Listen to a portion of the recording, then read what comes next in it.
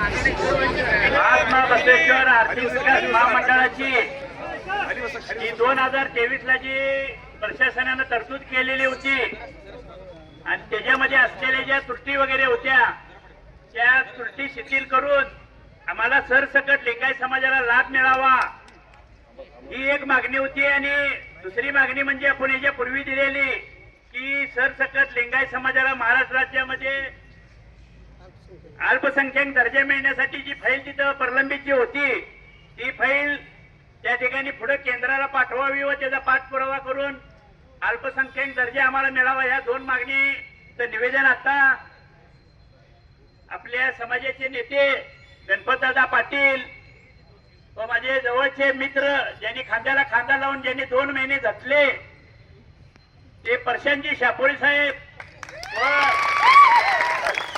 सांगली जिल्ह्यामध्ये तिकडे आम्हाला वेळ कमी पडत असल्यामुळं त्या ठिकाणी देखील सांगलीचं सगळं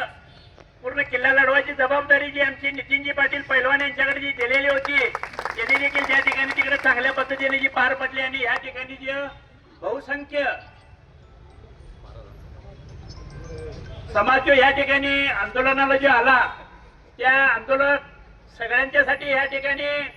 पाऊस देखील या ठिकाणी पडवणे आणि पावसाची देखील साथ मिळवणे म्हणून देवाच्या माध्यमातून स्वामीजी जगद्गुरू देखील आले,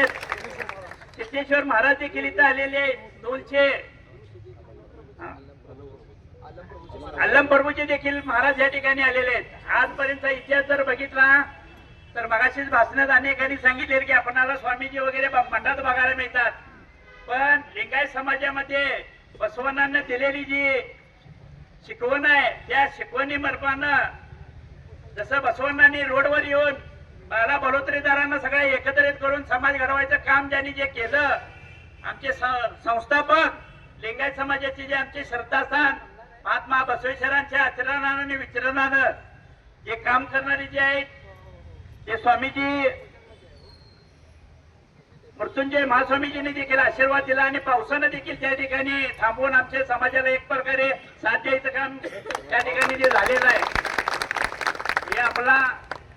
समाज वाढता पाठिंबा ह्या ठिकाणी आलेली सगळी एकत्रित तुमची जी सगळ्यांची मिळून जी ताकद ह्या ठिकाणी आज लागली त्यासाठी आज प्रशासनानं दखल घेऊन आम्हाला त्या ठिकाणी बोलवून घेऊन त्या ठिकाणी आपल्या ज्या मागण्या होत्या त्या मागण्या देखील आता निवेदनावर त्यांच्याकडे दिलेले आहेत। कोणती तरी त्यांनी सगळ्या गोष्टी बोलून सकारात्मक चर्चा बऱ्यापैकी सगळी आता झालेली आहे, पण राहिलेली आता थोड्या वेळामध्ये मुख्यमंत्री महोदयांच्या बरोबर बाकीची आता चर्चा करून आता आम्ही बाकीची सगळी चर्चा बऱ्यापैकी सगळी पॉझिटिव्ह झालेली आहे, सगळ्या गोष्टी होण्याच्या मार्गावर आहेत। आणि आता शिवाजी पाटील साहेब आता थोड्या वेळात आता इथे आपल्या समोर येऊन पुढची दिशा कशा पद्धतीची आणि काय आमच्या मागण्या सगळे सांगितलेलं आहे त्याचं उत्तर देण्यासाठी एक थोड्या वेळामध्ये त्यांनी येतील आणि 100% पॉझिटिव्ह निर्णय आपल्याला मिळेल अशी ह्या ठिकाणची चर्चा होती। बाकीच आता शिवाजी पाटील साहेब आल्यानंतर त्या ठिकाणी त्यांच्याकडनं आपण ऐकून घेऊन पुढचं काय असेल ते आपण ठरवूया।